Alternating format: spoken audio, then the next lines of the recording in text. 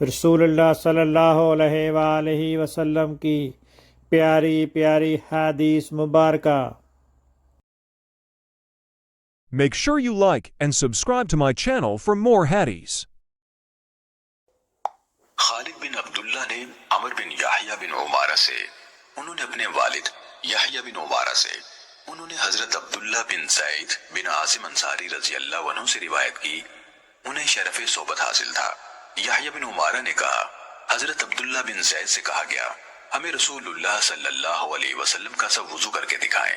اس پر انہوں نے پانی کا ایک برتن منگوایا، اسے جھکا کر اس میں سے اپنے دونوں ہاتھوں پر پانی اڈیلا اور انہیں 3 بار دھویا، پھر اپنا ہاتھ ڈال کر پانی نکالا اور ایک ہی چلو سے کلی کی اور ناک میں پانی کھینچا، یہ 3 بار کیا، پھر اپنا ہاتھ ڈال کر پانی نکالا اور اپنا چہرہ 3 بار دھویا، پھر اپنا ہاتھ ڈال کر پانی نکالا اور اپنے بازو کوہنیوں تک 2 بار دھوئے، تاکہ امت کو معلوم ہو جائے کہ کسی عضو کو 2 بار دھونا بھی جائز ہے۔ پھر ہاتھ ڈال کر پانی نکالا اور اپنے سر کا مسح کیا، اور آپ اپنے دونوں ہاتھ سر پر آگے سے پیچھے کو اور پیچھے سے آگے کو لائے، ایک طرف مسح کرنا اور اسی ہاتھ کو دوبارہ واپس لانا مستحب ہے۔ پھر دونوں پاؤں ٹخنوں تک دھوئے، پھر کہا، رسول اللہ صلی اللہ علیہ وسلم کا وضو اسی طرح تھا۔